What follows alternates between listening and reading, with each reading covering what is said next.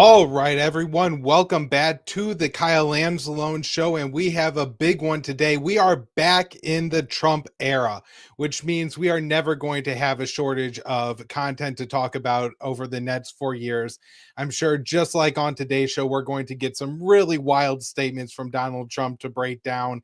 Of course, he sees himself as the ultimate deal maker, and so we're going to often hear things about taking the Panama Canal or renaming the Gulf of Mexico the Gulf of America. But he also, slips in some more serious policy statements that are worth really getting into, diving into, and breaking down. So let's get into all that on today's show. Also, notice that we have quite a few people tuning in live. So whether you're on Facebook, at YouTube, go ahead and share out the show, give us a like, or however you could support. Let us know what you think about the show. And we're going to go ahead and get into the first clip we have today. This is Trump at his inaugural address earlier today. Like in 2017, we will again build the strongest military the world has ever seen.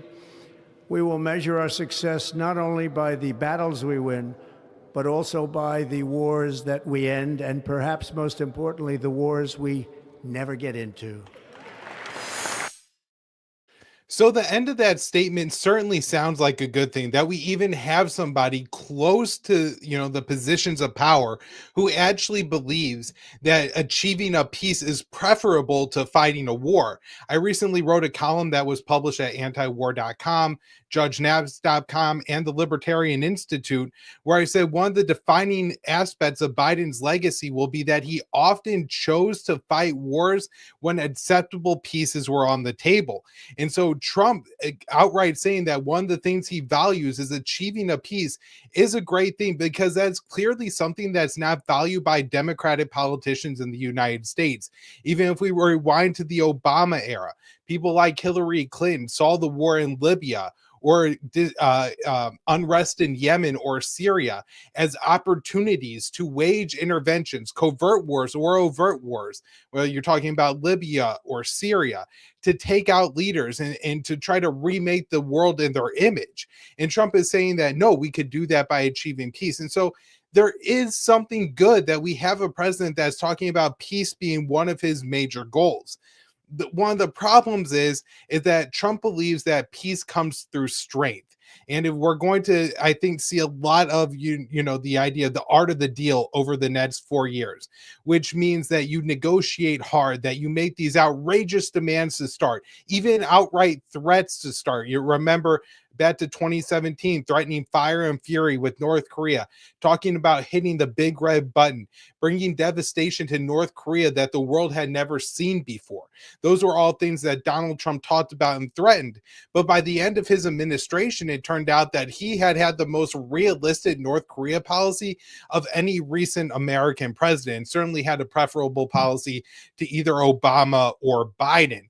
And so there is, real possibilities for the chance of peace deals, for things to move forward. However, I think Trump is mistaken in this idea that there always has to be strength to achieve that peace, and particularly, say, when it comes to the war in Ukraine, where we have members of the Trump administration saying that Ukraine needs to stabilize the front lines and they need to draft Ukrainian men as young as 18 years old to fill the gaps in the Ukrainian front lines, because they think the only way that you could actually achieve what they want to achieve in Ukraine, to get the deal that Trump wants, is to have the front line stabilized. But that's not possible. A lot of Ukrainians are going to die trying to achieve that strength that's not potentially there. And so peace doesn't always have to come through strength. It could just come at the negotiating table, getting whatever deal is acceptable. And so that's really important. Now, let's move on to the second clip, where Trump is talking about one of the things that he has already achieved even before coming into office. So let's play clip number 2. My proudest legacy will be that of a peacemaker and unifier. That's what I want to be, a peacemaker and a unifier. I'm pleased to say that as of yesterday, one day before I assumed office, the hostages in the Middle East are coming back home to their families. So what Trump is referring to there is just a few days before he took office, there was an announcement that Hamas and Israel had agreed to a hostage and a ceasefire deal. Now, this is important to remember that this isn't a peace deal as Trump is necessarily presenting here. It's not definitely bringing an end to the Israeli onslaught in Gaza. However, it is at least bringing a temporary reprieve to most of the fighting going on in the strip, allowing more aid to enter the strip. So, this is obviously a good thing. Hostages are being freed. I think the issue here is look at how Trump talks about it. It's all from the Israeli perspective. It's good that the hostages are being released. Well, what about the 90 Palestinian detainees and hostages that were also freed by Israel? Are we happy that they're back with their families? What about the fact that for the first time in 15 months, or at least 13 months, that there are people in Gaza who are able to go outside of their homes without worried about an Israeli strike dropping on their heads, that there's now 100 or so aid trucks entering Gaza every day. This is really important that this is all going on, but Trump is only talking about it from the Israeli perspective. And also, I don't know if Trump understands that, from at least what the Israelis are saying, what Netanyahu is saying, that this is really not a peace. It's just a temporary pause in the fighting. And so let's go ahead and play clip number 3, Netanyahu breaking down the peace deal. This was initially in Hebrew, so it's dubbed in English. Since he was elected, Trump was completely committed to the release of the hostages. We spoke on Wednesday. He congratulated me on the agreement, and he emphasized, and rightly so, that the first stage is a temporary ceasefire. This is what he said, a temporary ceasefire. Towards the next stages of the agreement, we are holding on to some significant assets so that we can bring back all of the hostages, and in order to accomplish all the goals of the war. Both President Trump and President Biden have provided full backing to Israel's right to resume fighting, to resume combat, if Israel reaches the conclusion that the negotiations over the second stage are pointless. I truly appreciate that. I also appreciate the decision of President Trump to lift all the remaining restrictions on the providing of essential munitions and weapons to the state of Israel. If we need to resume combat, we will do so in new ways, and we will do so with tremendous force. So the ceasefire hostage deal that was agreed to by Israel and Hamas last week is supposed to be a 3-phase deal. The first phase is the only part of the deal that's actually been really negotiated out. The other 2 are just broad ideas. And so the first phase is supposed to last 6 weeks, be a ceasefire and end to the fighting. Israel's supposed to begin withdrawing some forces from Gaza. The Palestinian people are supposed to be able to travel wherever in the strip that they want to. And over the course of those 6 weeks, 33 Israeli hostages will be released by Hamas. And in exchange for every hostage that's alive, 30 Palestinian detainees will be released. And if there are dead hostages that are released, bodies of hostages that are turned over to the Israelis, then there's going to be 20 Palestinian prisoners that are freed. And so we've already had 90 Palestinians and 3 Israelis go free under this deal. And so what Netanyahu is saying is that when we start to negotiate stage 2, which is supposed to be the full Israeli withdrawal and the handover of the rest of the remaining hostages that are alive by Hamas, if Israel feels like those negotiations aren't going anywhere, then they could just go back to the fighting. And this is something that Trump has already promised them. And so if that's what's been said to the Israelis, then Netanyahu really would have been a fool not to accept this agreement, because he's going to get the 33 female hostages out of Gaza. Then he's going to be able to go back to the fighting, which is really what he ultimately wants to do. And then the second piece of that, of course, is that Trump is saying that he's not going to have any restrictions over the weapons the U.S. transfers to Israel. Now, there really weren't restrictions under the Biden administration, as far as we know. Biden postponed one shipment of 2,000-pound bombs to Israel, but that's not a major change in U.S. policy. And certainly, if that's all Netanyahu wants is those 2,000-pound bombs, it seems interesting that he even made the concession of agreeing to the peace deal for that. So I do wonder if there's maybe other things that Netanyahu either just didn't bother asking Biden for because he didn't think he would get it, or because we just didn't know that Israel was asking for it behind the scenes. And so, to get a little bit more insight into what Trump's policy towards Israel could look like, and how he's really not going to be a peace president, a president that negotiates a grand deal, but rather seems to be the president that's going to turn a blind eye to Israel's total ethnic cleansing of Gaza, the seizure of, Gaza, potentially even the West Bank. What, Israel now controls swaths of Lebanese and Syrian territory. Who knows what's going to happen with that? But let's look at what Trump's ambassador to Israel, Mike Huckabee, has to say about Trump's future Israel policy. Do you believe that President Trump believes, and you do believe, that a two-state solution is the future? No, I think we have to recognize there was a Palestinian state. It was called Gaza. Look how that turned out. You can't have a Palestinian state on top of the Israeli state if the Palestinians continue to believe that Israel shouldn't exist. Because the Palestinians don't believe in a two-state solution. They believe in a one-state solution, and their solution, and Israel disappears. That's no solution whatsoever. Israel has a right to its autonomous, indigenous homeland that they've had for 3,500 years, since the days of Abraham. So Mike Huckabee really looks like he's had some rough times since he was the governor of Arkansas, and he's going to take out his maybe personal failings or whatever's happened over those years on the Palestinians. The pro-Israeli side often makes this case, especially to the U.S. people, which is that this is an existential fight, and it's either Israel or Palestine. That the Israelis, sure, they would love to live as neighbors with the Palestinians, but the real problem is the Palestinians just can't stand living next to the Jews. And every time the Israelis try to give the Palestinians just a little bit of autonomy, a little bit of sovereignty, they act like absolute savages, and you end up with an October 7th. And so the Israelis have no choice, that they are essentially waging a genocide in self-defense, is what Mike Huckabee is saying, that you can never allow a Palestinian state because that Palestinian state will try to eliminate Israel. And his example is Gaza, which of course wasn't a Palestinian state. It's a Palestinian prison. The Israelis controlled way before October 7th everything that came and left Gaza. They controlled how far the Palestinians could fish off of their coastline, when they could leave.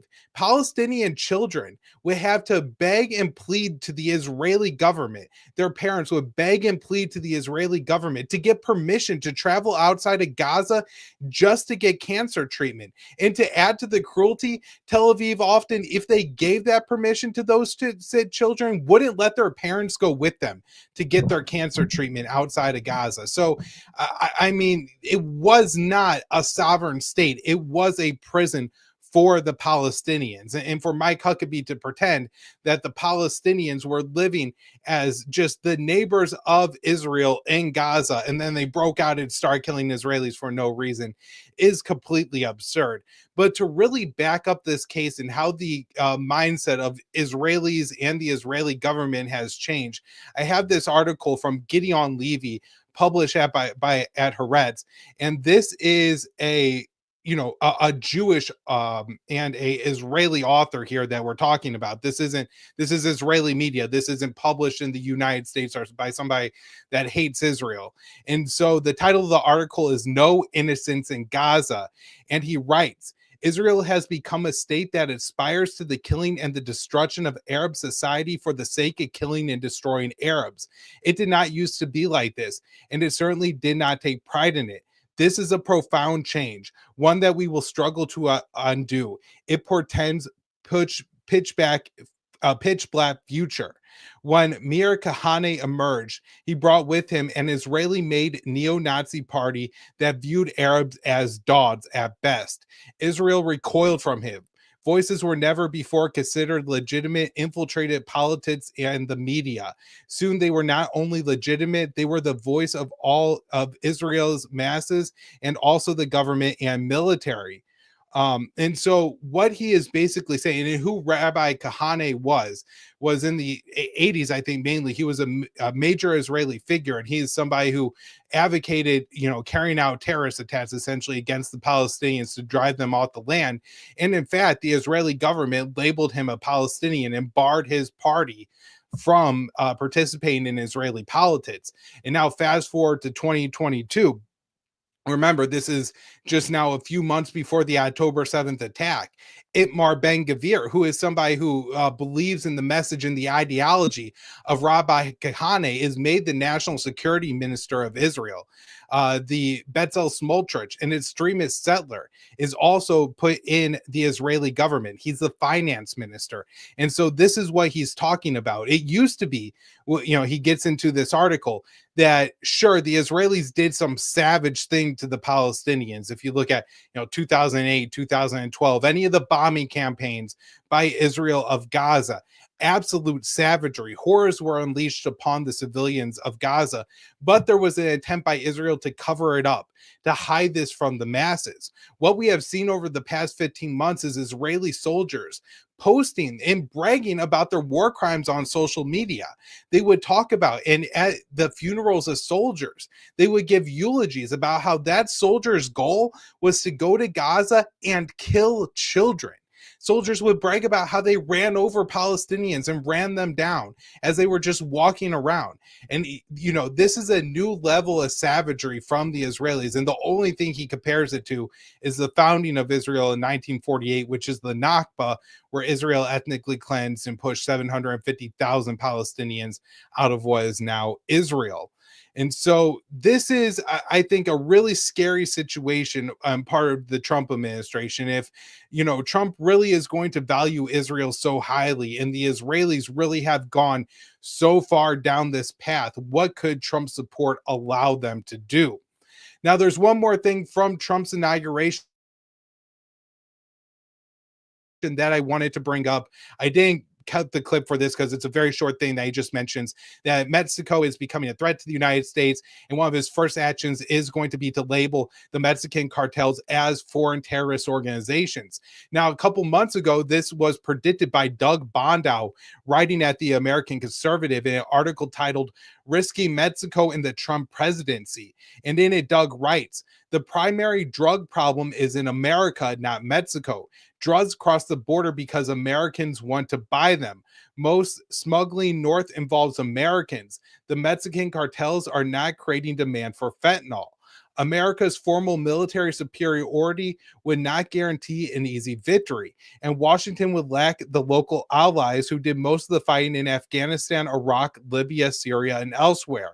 Russia and Iran could be expected to aid America's opponents as obvious payback for Ukrainian war.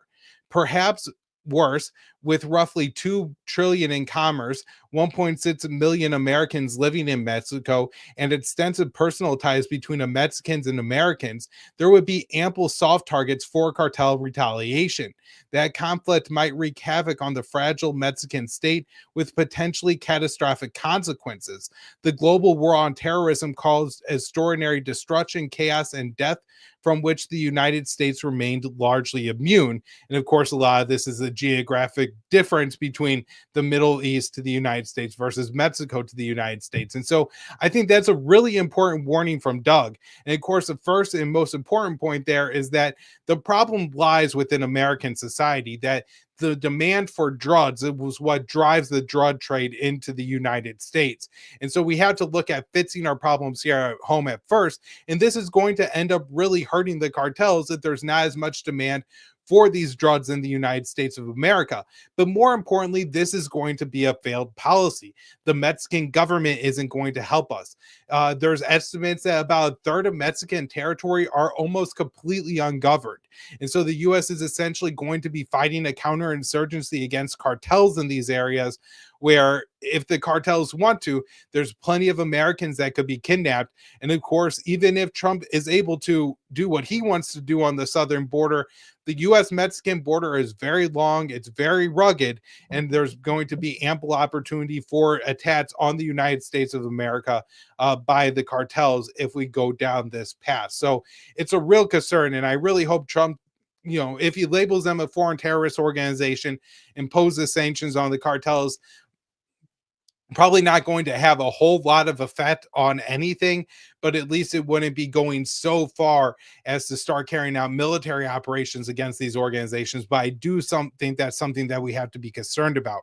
Now, another thing to be concerned about in the Trump administration is his policy towards Iran.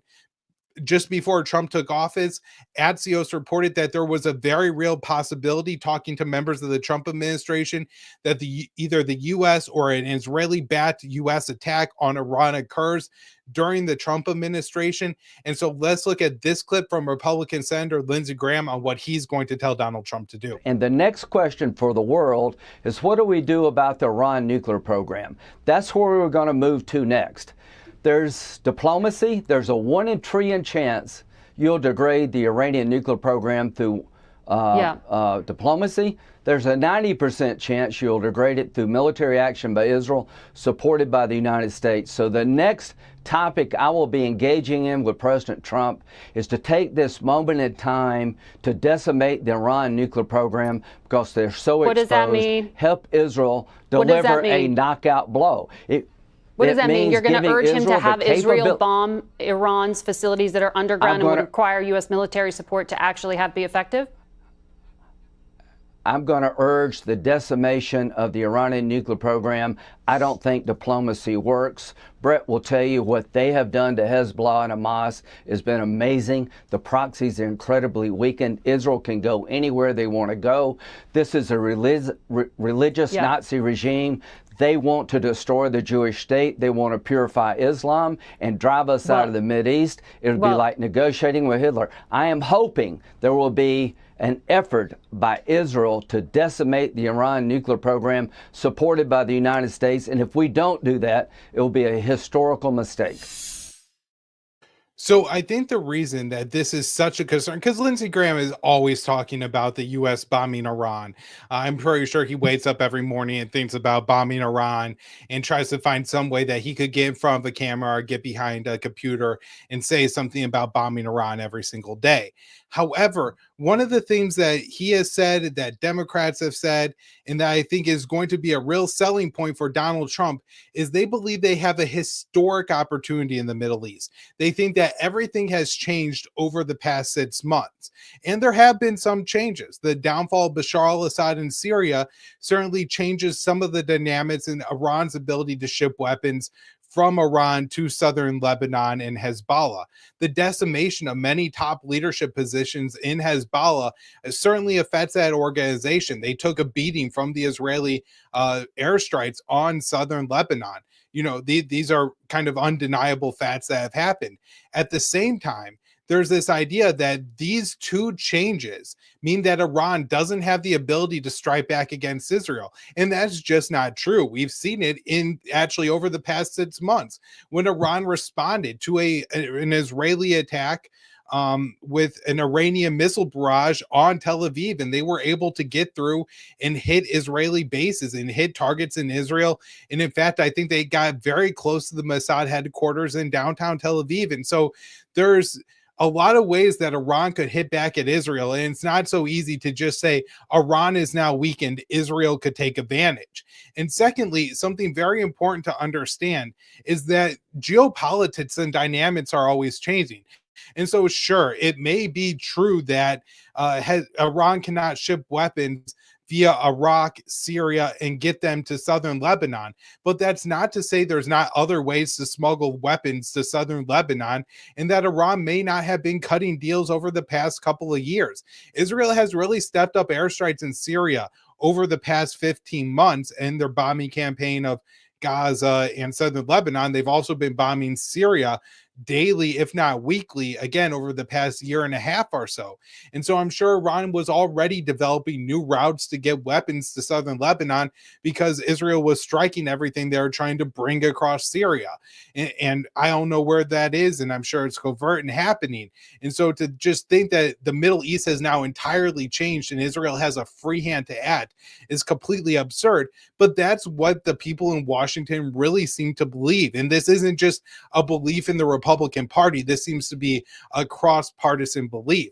And now, The other thing to mention here, of course, is just how crazy it would be to attack Iran's nuclear program.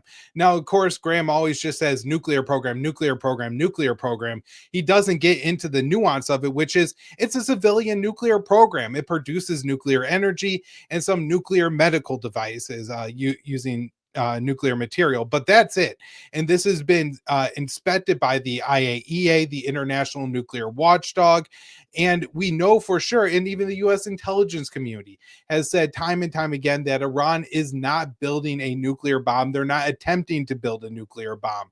And so the idea that we have to bomb Iran's nuclear facilities is just completely stupid. And what Graham and the Israelis ultimately want isn't really to bomb Iran's nuclear facilities. It's to start a war, not between even Israel and Iran, I think, but the US and Iran.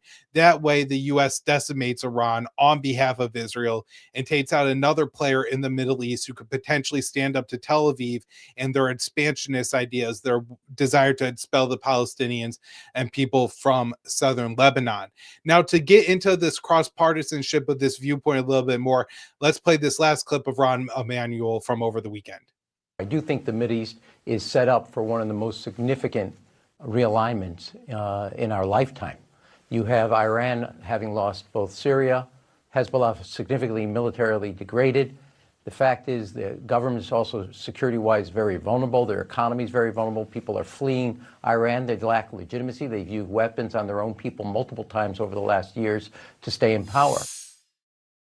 So I really enjoy how whenever they talk about, oh, Syria or Iran lost Syria, they never mention who took Syria, which is, of course, Al-Jolani, HTS, a designated foreign terrorist organization by the United States. Jolani, a bin Laden sworn terrorist. And so the idea that this is somehow a victory, is somehow a historic opportunity to change things in the Middle East, is a historic risk to Americans coming from the Middle East, but that's about it. Also, when he talks about some of the other things, you know, the economy being weak, that the government turning against its own people, those things are just as true about the United States as they are of Iran. And so this fiction that we're going to have this great regime change in Iran is just simply untrue. And the idea that there's a historic opportunity in the Middle East, I really don't think that's true either. The threat, the concern is that the Trump administration, the people around him, the Lindsey Grahams, the Mike Huckabees, the Mike Waltzes are going to be the people who really have the say, the ear of the president. And I do think that saying, Mr. Trump, you have a historic opportunity here. You could take out the Iranians. You could reshape the Middle East for the benefit of the Israelis, is going to be a really big selling point to Donald Trump. As much as he would like to present himself as a peacemaker, I ultimately think he wants to be historic and to be remembered. And saying that he was able to remake the Middle East is probably one of the ways that he would really like to be remembered. And so with that, everybody, thank you so much for tuning into the show today. We've gathered quite the audience here over the past half hour of people listening. So before you tune out, go ahead and give us a like, subscribe if you don't already. A lot of you are listening on ads, watching on ads. Head on over to the YouTube channel and subscribe there. That way you don't miss any of our episodes. And thank you all so much for watching. We'll be back with another episode soon.